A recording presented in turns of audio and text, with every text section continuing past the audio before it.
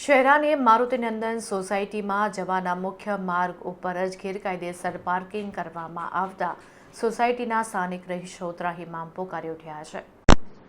પંચમહાલ જિલ્લાના શહેરા નગરપાલિકા વિસ્તારમાં આવેલી મારુતિનંદન સોસાયટીના રહીશોને ટ્રાફિકની સમસ્યાથી હાલાકી ભોગવવાનો વારો આવ્યો છે।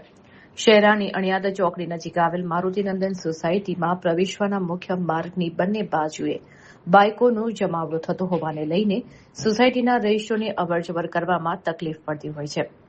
સાથે સોસાયટીના રહીશોને ઇમરજન્સી અથવા કોઈ કામ અર્થે બાઇક કે ફોર વ્હીલ લઈને પસાર થવું પણ મુશ્કેલ બનતું હોય છે। જણાવ્યા મુજબ પાર્કિંગની વ્યવસ્થા ન હોવાથી સોસાયટીમાં પ્રવેશવાના રસ્તા ઉપર જ બંને બાજુએ બાઇકોનો જમાવડો થતો હોય છે, જેથી સોસાયટીમાં પ્રવેશવાના માર્ગ પરની દુકાનોના ઓટલા તોડી પાડવામાં આવે અને રસ્તો ખુલ્લો કરવામાં આવે તેમજ જેઓ આડેધડ બાઇક પાર્ક કરી દેતા હોય છે તેઓની સામે કાર્યવાહી કરવામાં આવે તેવી માંગ મારુતિનંદન સોસાયટીના રહીશો કરી રહ્યા છે।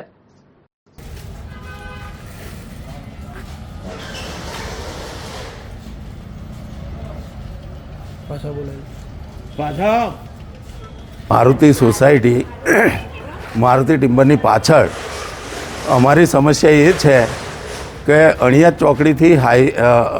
ચોકડીથી અણિયાદ ગામ તરફ જતો જે રોડ છે એનાથી અમારી સોસાયટીમાં આવતો આ મુખ્ય પ્રવેશદ્વાર છે।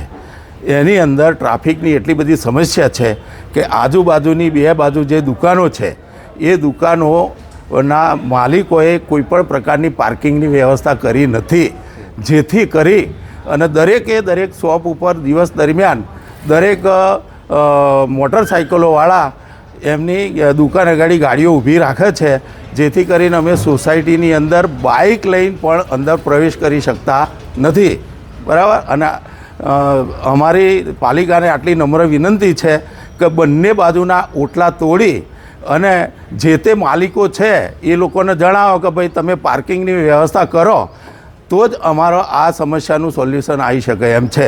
હાલ અમે ચાલીને પણ જઈ શકતા નથી। અવારનવાર વારંવાર દુકાનદારોની સાથે આ અંગે ચર્ચા કરતો વારંવાર તકરાર થાય છે, છતાં પણ ટ્રાફિકનું કોઈ સોલ્યુશન આવતું નથી।